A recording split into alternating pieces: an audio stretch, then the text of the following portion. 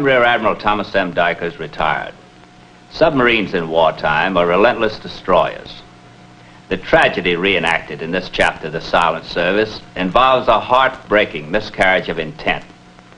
The destruction had repercussions, harrowing repercussions, which required a submarine wolf pack to play an entirely different role. Let's single up the lines and get underway with the USS Pampanito.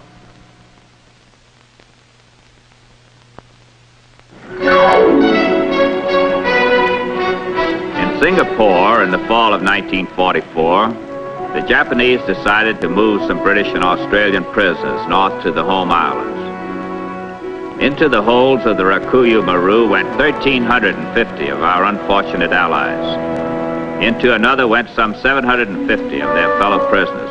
The conditions on board were so bad they defied description. There was little room to sit, and the men were literally packed in. Heat and odors were stifling. On November the 6th, 1944, they got underway and commenced their perilous voyage north. It was a voyage that many a ship before them had failed to complete.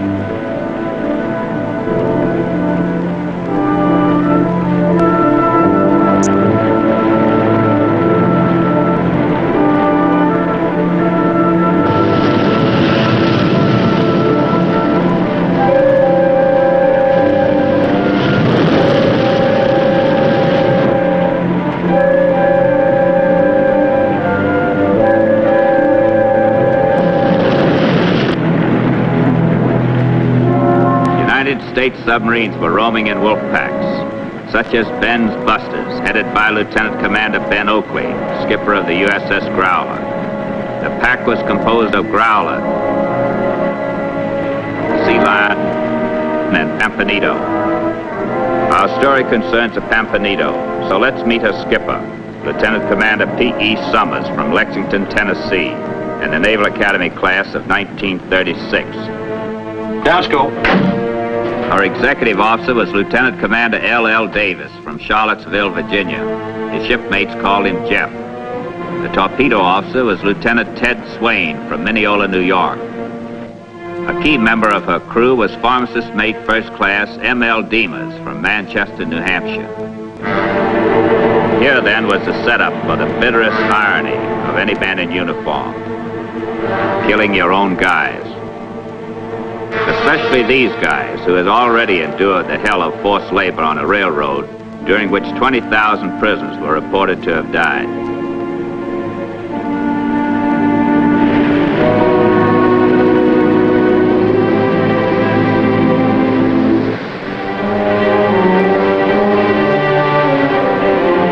On September the 12th, 1944, the Busters pounced on some ships in the South China Sea. As far as they knew, it was just another northbound convoy.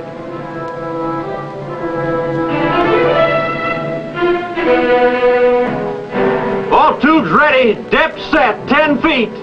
We'll shoot now. Stand by.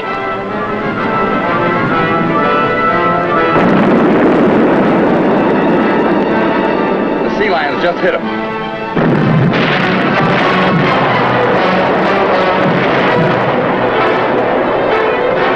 They're scattering. Right full rudder. Secure the tubes. First the Growler, and now the Sea Lion beats us to them. It's gonna be slim pickings for us if we ever get a shot. How many ships left in the convoy? 2, 3, 4. 4 plus the escorts.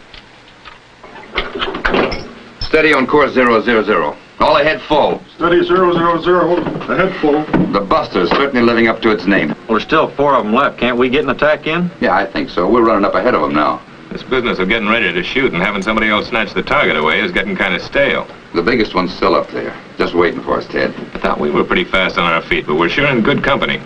They go after a convoy like they was trying to end the war tonight. You gotta hand it to them for teamwork. The Growler goes after the escorts. The Sea Lion moves in after the ships. The radar shows 2 of the escorts gone. Yeah, they look like a destroyer and a frigate. Yeah, well, there's still 3 or 4 up there. That's plenty to make it interesting. It's my guess we'll intercept in about an hour.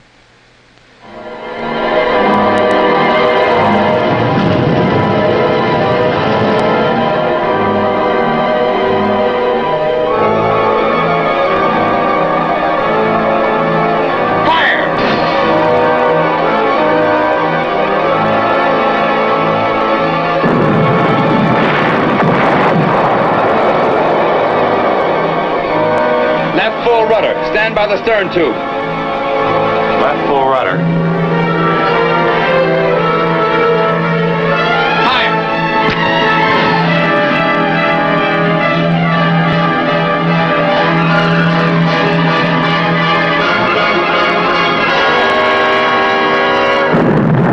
We got it, mate. Steady now, not just what happened. There goes the big transport. We got 3 of them, including the transport. Hey, we got 3 of them, including that big baby. Open our hatches! Easy now. They'll open them. Sure they will. Supposing they don't? Give them time.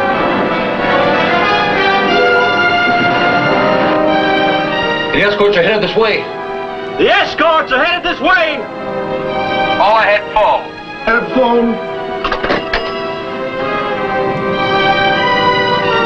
The Japanese got their feet wet tonight. They're leaving us to die like rats. Steady. Steady. We've got them. Come on, yourself, mate. Look, some of our lads were up on deck when we got hit. They'll open the hatches. They'd better hurry. We're going down. They'll catch me, lad. Just hang on a bit longer. Hurry, the hatch. Open the forward hatch. My God.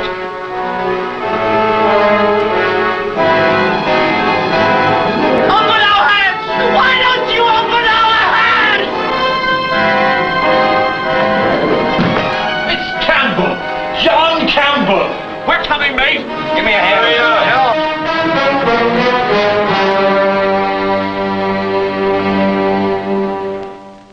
The busters had decimated the convoy, but for the next 36 hours they combed the ocean looking for the remnants before they reluctantly retraced their steps.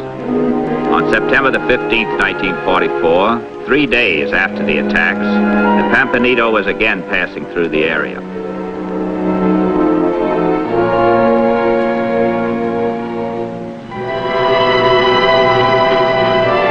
Looks like men on a raft.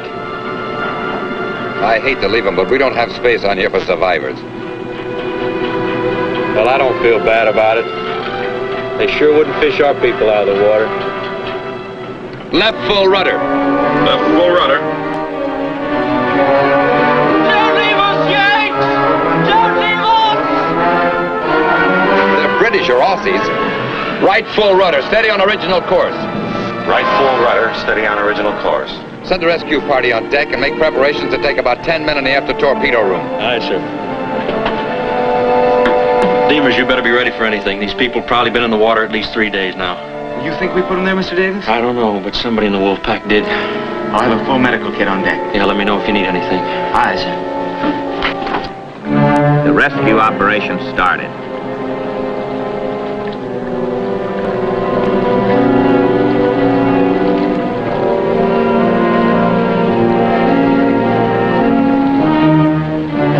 These were the poor wretches who were taken aboard the Pampanito.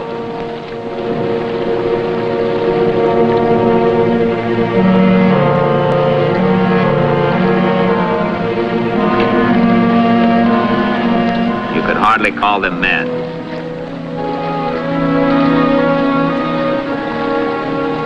These were the hardy, and still possessed of enough life when they left Singapore to be useful in the mines of Honshu.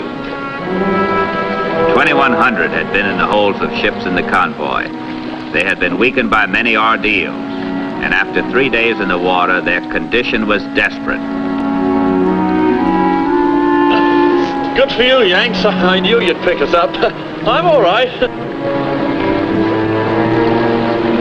Here, this will remove the oil. Use a soft cloth and be careful or the skin will come right off. Don't use anything rougher than this.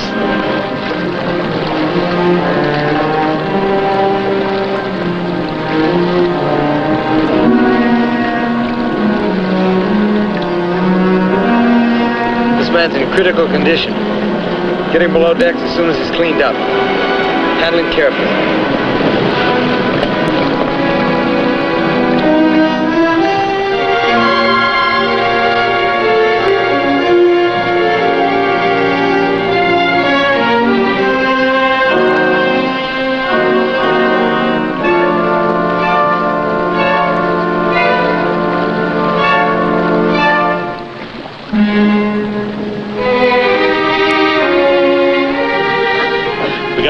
Captain.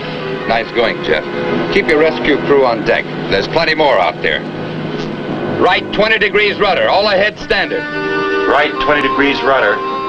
All ahead standard. Better get your first group below. We'll move as fast as we can, Captain. Beamer says in addition to exposure and salt water sores, they got pellagra, beriberi, malaria, practically anything else you can get in the tropics. It'll take us 5 days to get them to the hospital in Saipan. If we can keep them alive that long, the doctors may be able to pull them through. It's going to be a rough job. We can't do too much for them, Jeff. It may have been our torpedoes. I know what you mean.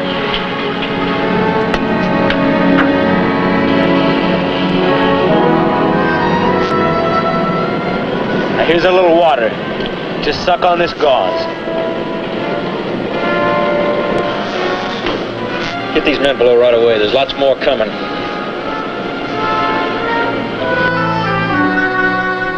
The Growler left for home night before last. She'd be too far away. Yeah, but we shouldn't have too much trouble raising the sea lion.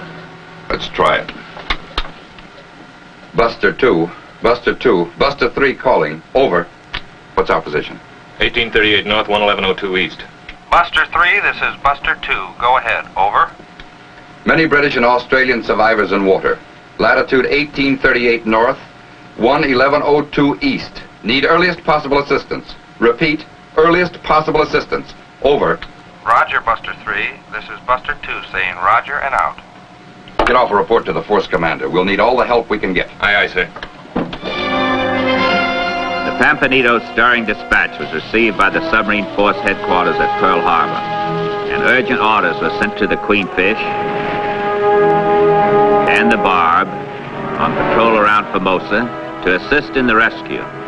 They raced towards the spot. All right, right over there.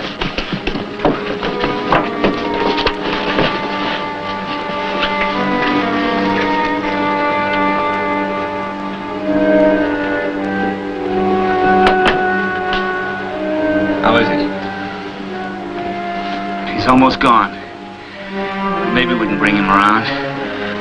Let's have a look at his dog tags.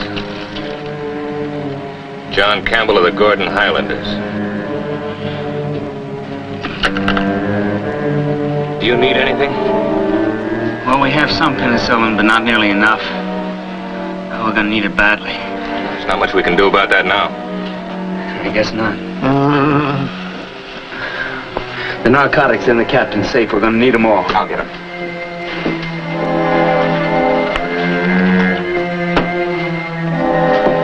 Good.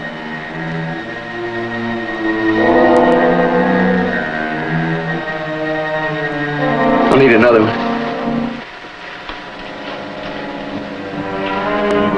Lend a hand below. Here comes another one. There's no more room down here. Well, make room. There's lots more coming.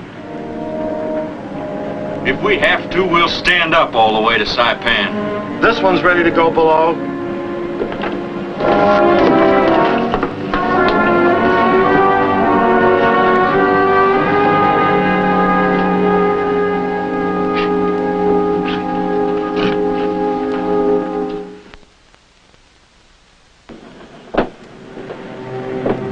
How many does that make, Ted? 61, sir. As long as we can, we'll take him aboard. We'll never find him out there at night. I know, we haven't much time. Right 10 degrees rudder. Right, 10 degrees rudder.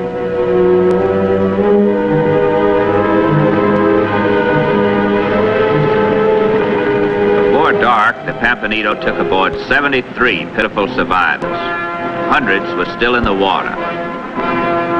But with a crew of 89 officers and men, she no longer had room for a single additional man. The Sea Lion arrived in the area and continued rescue operations. The Pampanito left for Saipan at her best speed in a race against time. The problem now was to keep them alive.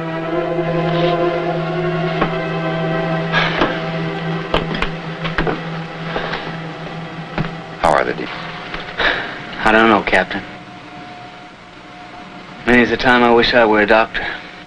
I never felt so inadequate before. Look at all. Completely dependent on me. And I don't even have the medicine they need. There are not many full-fledged doctors that could do better.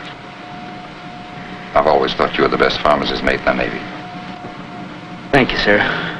What they need now is luck. Oh, we've got to have that penicillin. If we don't get it in the next few days, we're going to lose a lot of these boys. So in each 12-hour period, we'll stand watch for 4 hours, nurse for 4 hours, and sleep 4. Each man will be assigned 3 survivors to nurse. We've pulled out of the combat area, and our objective now is to save these lives. So let's give Demas all the help we can. Aye, sir.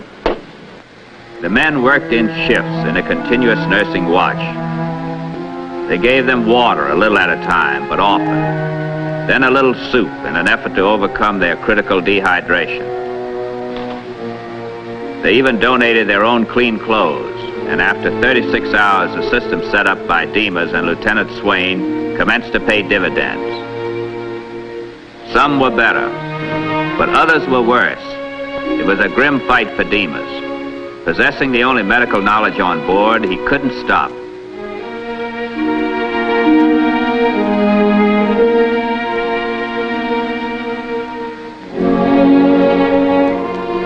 Fortified with medicines and coffee, he carried on. Thanks, Ed. Campbell still hasn't reacted to the shock. If anything, he's weaker. Better start massaging his arms and his legs. That might help some.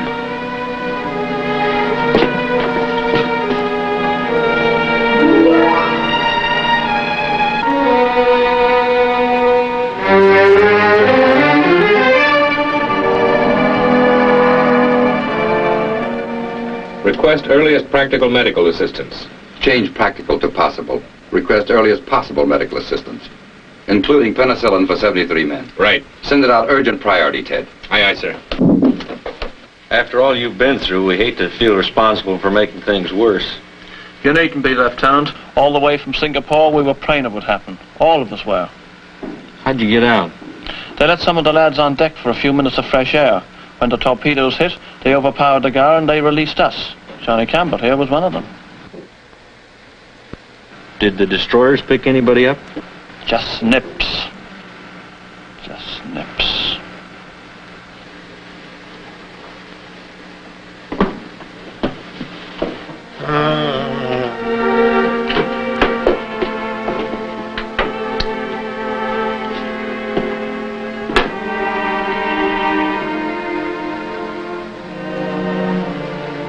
He's gone.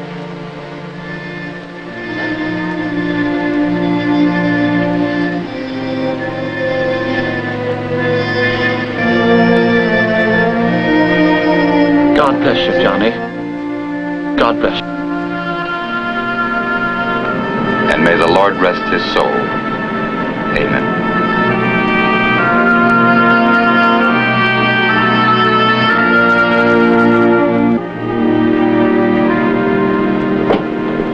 Captain, the survivors want to know if you'll come into the after torpedo room. Okay. Take over, Jeff.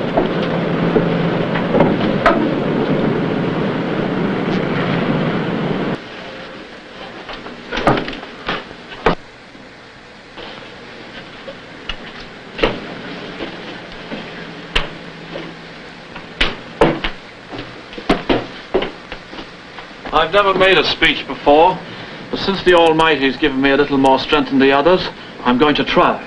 A few days ago, we were drifting on rafts with all hope gone. Many of our friends took their own lives to end the agony. Then, along came this good ship, the Pampanito, with a wonderful crew and a skipper with a heart of gold. And Doc Demas here. He may not have his diploma, but he'll always be the greatest doctor in the world to us. It's been a long time since we've seen a friend. The Lord must be trying to make it up to us. We've never had a friend like Doc Demas. No one has. We want you to know that even if the medical supplies don't get here in time, and more of us follow Johnny Campbell, that we know you've tried your best. Thank you. Thank you for all of us whose lives you've saved, and also for our wives and families who we thought we'd never see again. God bless you, gentlemen. God bless you.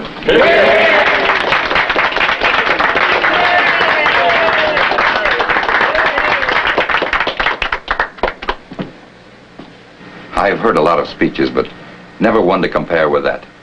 None of us will ever forget it. It was a heartbreaking thing to learn that we had torpedoed our own people. But the fact that we managed to save you will help. Day after tomorrow, we'll be in Saipan. And I can only promise you one thing, that you'll have more room to move there. We won't know what to do with it, Captain.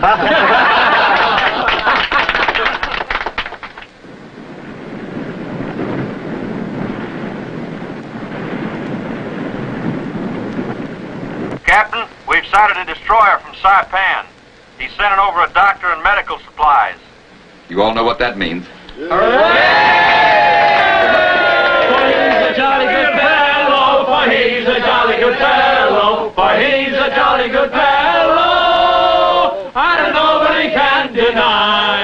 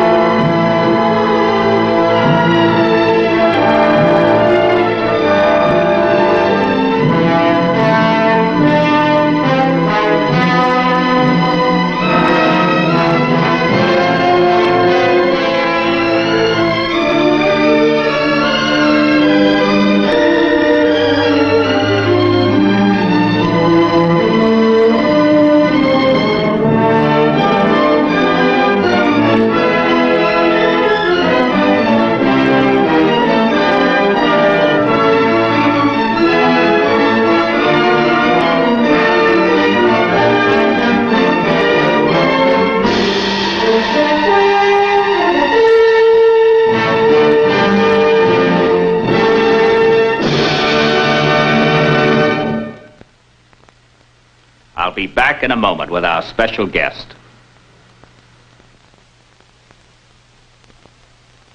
I imagine that you're anxious to learn what happened to the rest of the prisoners, and I'll try to give it to you in a few words. About the time the Pampanito left the area, the Sea Lion came in and started picking up more survivors. Next day, the Queenfish and Barb arrived and continued the operation. The weather then deteriorated very badly, and winds up to 60 knots washed the remaining weakened survivors from their rafts. Further rescue was impossible. Altogether, 159 were picked up by the 4 submarines. I'm very pleased to present to you the captain of the USS Pampanito, Captain P.E. Summers, United States Navy. How are you, Pete? Good to see you. Pete, the fact that the prisoners were in the convoy was one of those unfortunate twists of fate. Yes, and one of those that you'd rather have happen to someone else. As I remember, there was another ironical factor connected with the incident. There was. Some of the prisoners were in a ship that was formerly ours. She was the old President Harrison, which had been captured by the Japanese in the Orient at the start of the war. The rescue and nursing of these men was a great job by the whole ship's company. I was very proud of every one of them. It must have been a source of great satisfaction to have a man like Demers in your crew. He's one of the finest men I've ever known. He accomplished what we thought was physically impossible, and it broke his heart that he lost John Campbell.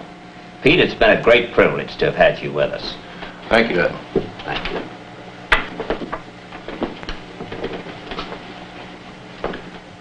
Be with us when the Silent Service reenacts another thrilling submarine story.